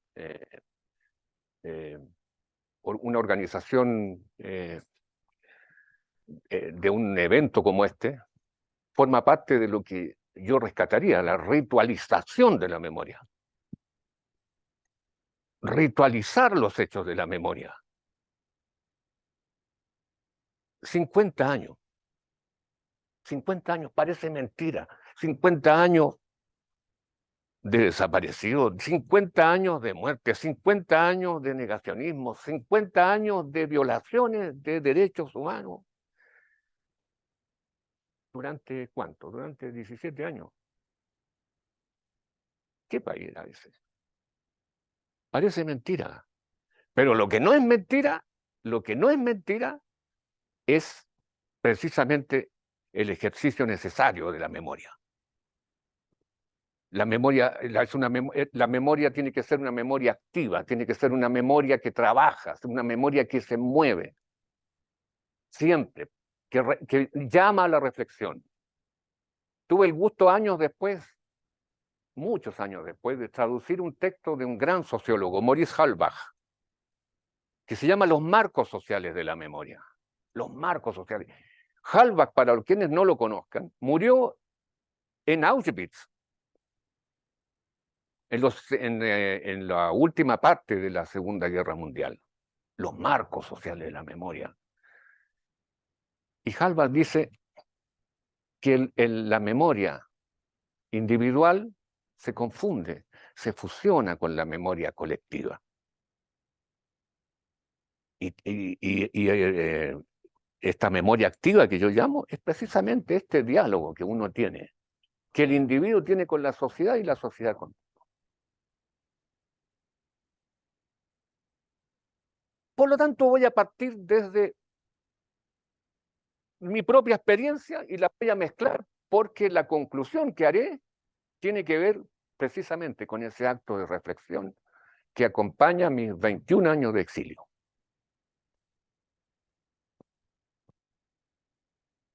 Son las 7 de la mañana del día 11 de septiembre de 1973, las 7 de la mañana. Estoy en mi Valparaíso querido. Querido, pero nunca una ciudad que me trató tan mal también, porque es la ciudad que me expulsó. Las 7 de la mañana se enciende la radio, esa radio antigua, con perilla. ¿Y qué es lo que se escucha? No son ni las canciones habituales, ni los locutores habituales. Es bandas militares. A las 7 de la mañana. Había comenzado el golpe. La marinería, la Marina de Chile, se ha levantado. Había ocupado todos los sectores de tránsito entre Valparaíso y Viña del Mar. Entre Valparaíso y Viña del Mar no se podía acceder. Para quienes conozcan Valparaíso, en la Avenida España había un corte. O sea, entre Valparaíso y Viña, por el plan, estaba cortado. La única forma de acceder era a pie entre cerros. Le voy a decir que a las 9 de la mañana me di cuenta que las formas de operar la seguridad de los partidos, yo era miembro de un partido, era el número 3 de un partido de la UP. La izquierda cristiana, para no nombrarla. Secretario de organización. El día 11 de septiembre, en la mañana, el número 1 de la dirección regional y el número 2 aparecieron en el Mercurio con fotografía detenido. O sea, el número 3 tenía que desaparecer. Tenía que desaparecer de la circulación, seamos claros en el lenguaje. No funcionó. No funcionó el equipo de seguridad que debía llegar. No funcionó. No nos contemos cuentos. Hay, sin lugar a duda, un tremendo quiebre que se produce entre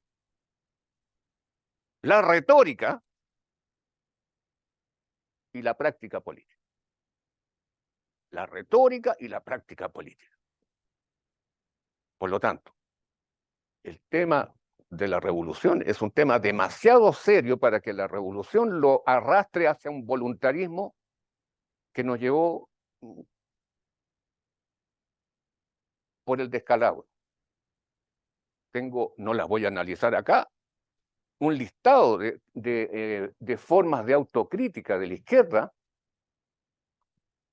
de lo que hicimos mal. Ustedes me dirán, pero si yo era joven, sí, 23 años, a los 23 años me encontré exiliado. Con un golpe brutal. Esto implica, entonces, que un año después, estamos hablando de septiembre del 74, después de haber eludido la represión, yo sabía después que me buscaban, no voy a decir dónde estuve, emprendí el viaje sin regreso a Europa. Y regresé 21 años después. Esas son de repente las victorias que se tienen también en situaciones extremas. Yo creo que condiciones de resiliencia empecé a desarrollar el mismo día del golpe. El mismo día del golpe. ¿Por qué razón? Porque finalmente terminé comprendiendo que los torturadores inspiraban lástima. Lástima. ¿Por qué lástima? Por una razón muy simple, porque los problemas de conciencia no los tendría yo, los tendrían ellos. Los problemas de conciencia. Arellano Stark, para no nombrarlo, andaba con calmante todo el día. Era un zombie. Tenía la caravana de la muerte en su conciencia. De tal manera que me encontré, para volver a mi hilo conductor, me encontré en Europa, primero en Grecia, llevaba papeles de marina mercante. Pasé a Italia, luego a España y terminé en Francia. En Francia está mi hija y mi nieto. Mi hija y mi nieto, porque la vida sigue, la vida continúa en otros espacios. Sería largo hablar de los primeros tiempos del exilio. Le llamábamos el periodo de las maletas cerradas. Porque no había que abrir la maleta. Pinochet cae mañana. Por lo tanto había que prepararse para regresar. No había que aprender idioma extranjero. No, el regreso es pronto. 17 años. Ahí estábamos confrontados a la realidad muchísimo más fría de lo que uno puede alimentar de repente en la cabeza. Entré a estudiar sociología allá. Hice toda mi formación hasta el doctorado en sociología. Mi doctorado en sociología está firmado como profesor guía por Jackson Scholl. Porque Jackson Scholl fue director allá en el exilio del Instituto de Alto Estudio de América Latina.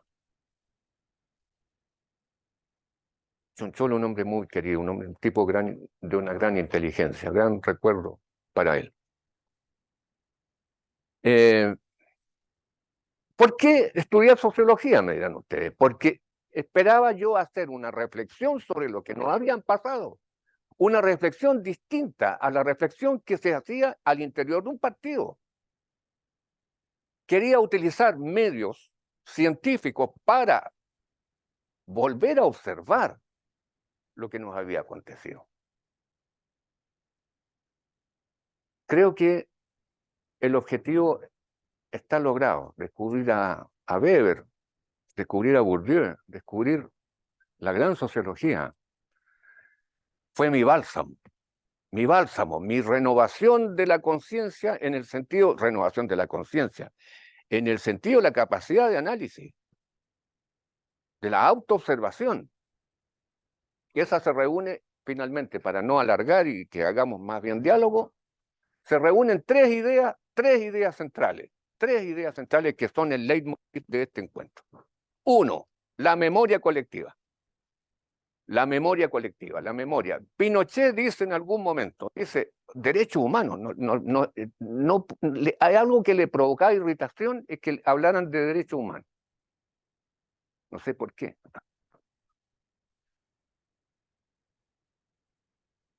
Yo les recomiendo una sola cosa, le dijo a la prensa, frente a una cámara. Le dijo, yo les recomiendo olvido. Olvido. Es exactamente lo que no hay que hacer. Exactamente lo que no hay que hacer. El recomendar trabajar la memoria significa precisamente no hacerle caso a recomendaciones como esa. No, yo tengo esas aprehensiones cada vez que hay tentativas de tabla rasa. Tentativas refundacionales se fundan sobre el olvido. Por lo tanto, me parece que en la historia está hecha de continuidades y rupturas. De rupturas y continuidades. Lo que significa que tú no tienes un corte neto de las cosas. El olvido es un corte neto, olviden. Y eso me hace pensar de que la memoria social me refiero, es uno de los elementos fundamentales para la vida en sociedad, porque recoge la experiencia significada de la vida en sociedad de todos nosotros, de los que son más viejos, de los que vienen después. Se construye memoria. La memoria nunca termina de construirse. La memoria social. La memoria social es el primero de los conceptos. El segundo concepto, el de derechos humanos. Derechos humanos. Un profesor me decía en Francia, me dijo, ¿sabe cuál es el problema de los derechos humanos? es que son, en primer lugar, un documento escrito. Escrito, es decir, pareciera ser que nos perdemos en la forma dictada por el derecho moderno, con códigos, con artículos, con normas claramente detalladas en el texto, y nos olvidamos del fondo. El fondo es lo que me interesa. El fondo de los derechos humanos es quizás lo que hay que recuperar. Y el fondo, no se me ocurre otra expresión que la que me la dicta la filosofía, una cierta filosofía. El concepto poquísimo utilizado de inmanencia. La inmanencia del ser humano. La condición humana. La condición humana debe ser respetada en absolutamente todas las condiciones, todas las circunstancias. Eso es el fundamento de lo que se escribe. Eso es lo que de alguna manera inspira el texto, inspira la literatura en declaraciones universales de derechos humanos. Perfecto. Nunca renunciar a la inmanencia, a la esencia de la condición humana, con respeto a la vida, por supuesto. Por supuesto, es más amplio el concepto que tenemos de vida hoy día. Pero sin lugar a dudas que sin el fondo no hay forma. Yo creo que las violaciones de derechos humanos se hacen sobre la base de una cantidad de dirigentes, países, qué sé yo, gobiernos, todos respetuosos en la forma de los derechos humanos. Nadie dice, nosotros somos violadores de los derechos humanos, artículo 5º. No, no, no es así. Somos los grandes defensores de los derechos humanos.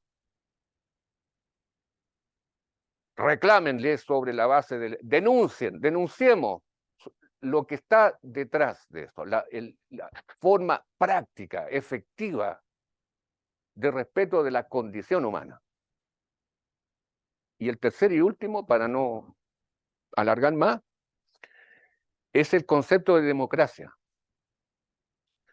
Democracia es un concepto más allá de las definiciones de los diccionarios de ciencias políticas, más allá de los usos académicos que tengamos del concepto de democracia. Democracia es, sin lugar a duda, algo mucho más que un régimen político. Es un estilo de vida, es una cultura, es una forma que privilegia, una forma de convivencia, que privilegia el grupo, que destierra la violencia, que escucha al que no piensa como tú. ¿Qué importa que no? Yo voy hacia el otro.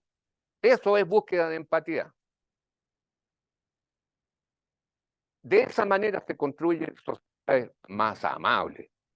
En la sociedad del siglo XXI tienen que ser sociedades que sean capaces de dialogar. Del concepto de civilización no hemos dejado de ser cavernarios, dictadores, cavernarios torturadores, cavernarios. Lo que estoy planteando sencillamente es crear el mejor de los contextos, el mejor, no dije el único, el mejor, imperfecto, siempre perfeccionable, no hay democracia perfecta, no está terminado, no hay modelo único de democracia, pero con todo, la democracia, perfeccionable siempre, es el contexto en el cual se practica ritualizadamente el ejercicio de la memoria y en el cual, además, la condición humana, los derechos humanos, son o deben ser mejor respetados. Muchas, pero muchas gracias. Nunca más.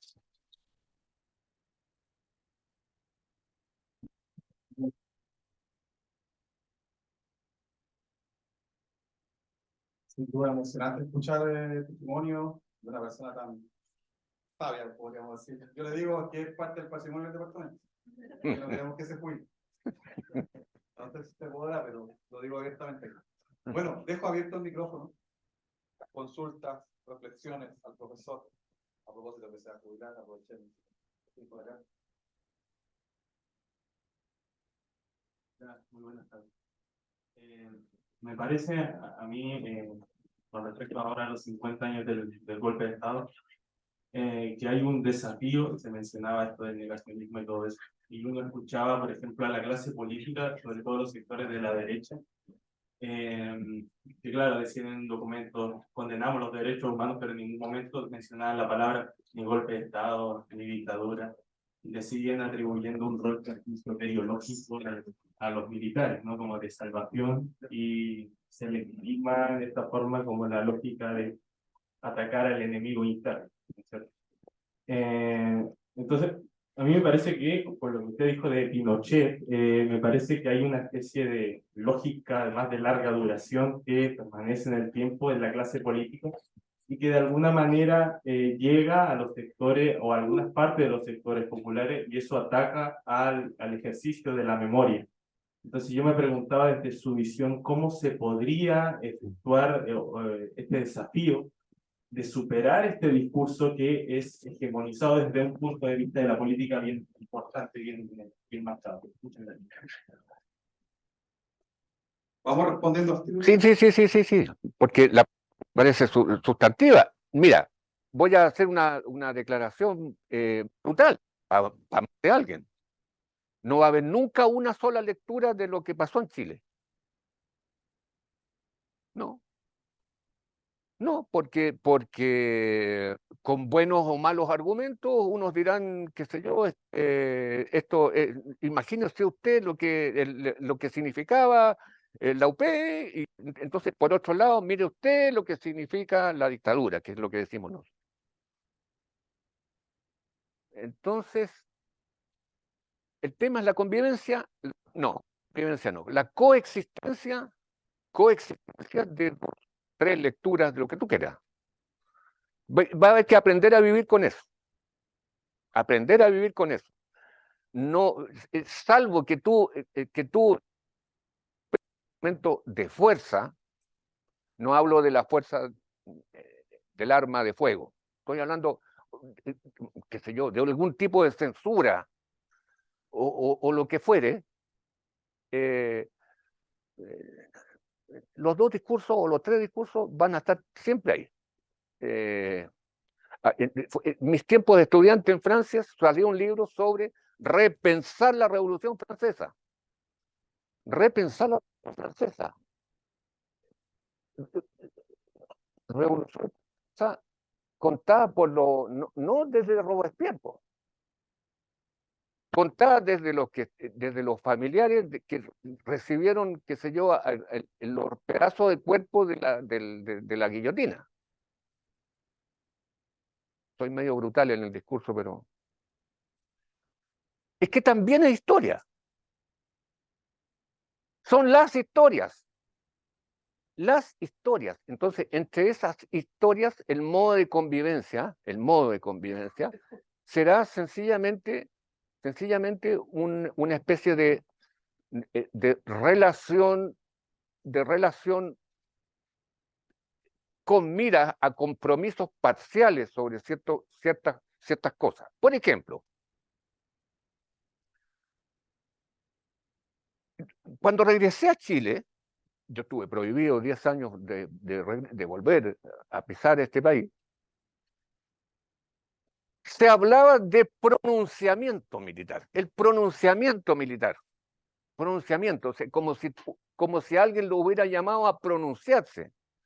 Un eufemismo que me parecía vomitivo. Vomitivo.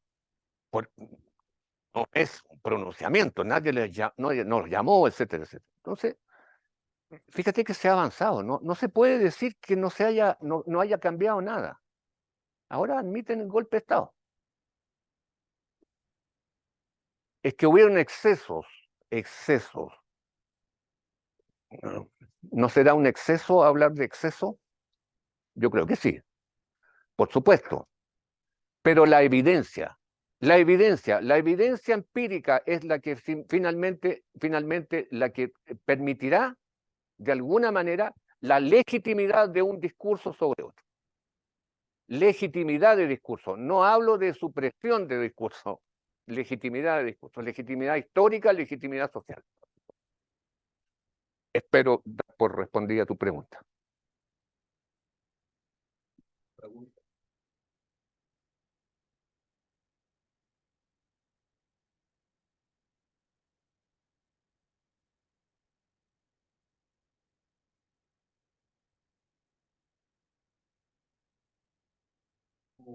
Bueno, darle las gracias primero por su exposición, muy buena, siempre me agrada escucharlo. Mi pregunta va dirigida como a quizá, ¿cuál cree usted que es como lo que falta hoy en día en Chile en el aspecto quizás más humano a la hora de abordar estos fenómenos? Porque, o para superar quizás el estado actual de cosas, en el sentido de que claro, quizás puede haber algo, un horizonte político, ideológico, pero para eso debe haber quizás un instante en el que pienso en que no puede haber, por ejemplo, quizás un cambio si es que ni siquiera le interesa lo que le sucede a la persona que está a mi lado. En ese sentido, mi pregunta es comparado a los procesos históricos que usted vivió, donde habían grandes ideales, grandes proyectos de futuro, y que hoy en día no existe un futuro. ¿Cuál cree usted que es como la esencia humana que se ha perdido y que hace falta recuperar?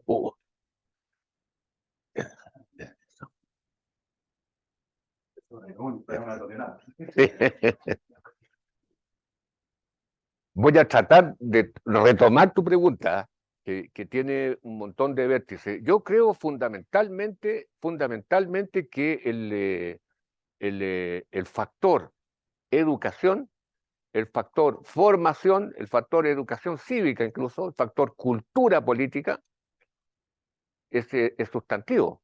Es sustantivo para retomar caminos políticos viables.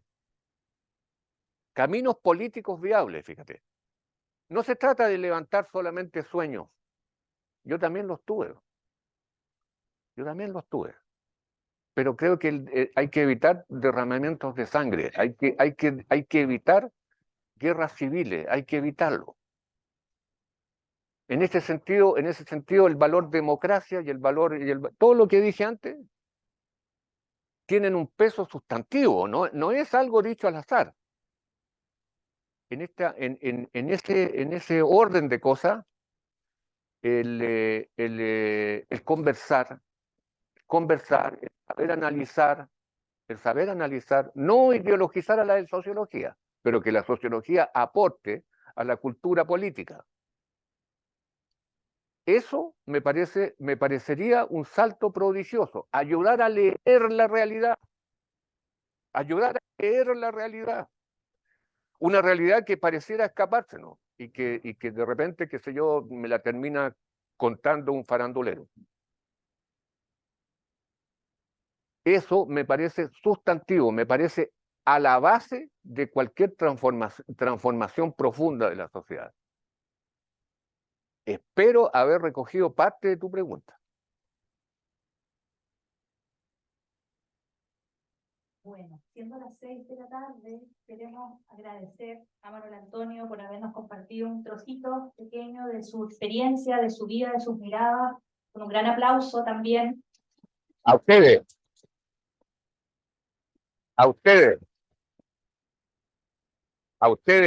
Por la organización.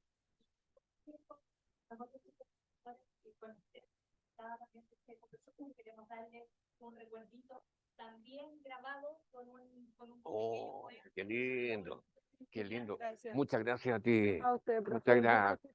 Muchas gracias. llamado hogar, triste por solo recordar la vida que me quisieron arrebatar. Pero he vuelto aquí, me mantengo de pie luchando por las vidas que están comenzando. Muchas gracias. Muchas gracias a ustedes.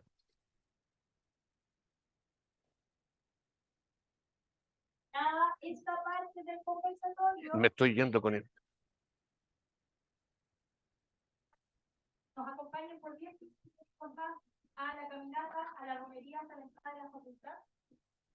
Alguien va a dar las instrucciones porque somos las que somos básicamente, entonces hay que llevarse las flores y hay que llevarse esta información acá.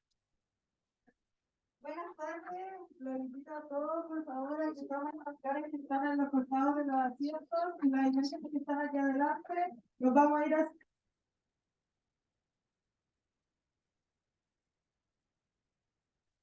Gracias, por favor, que todos tomen flores y tomen imágenes.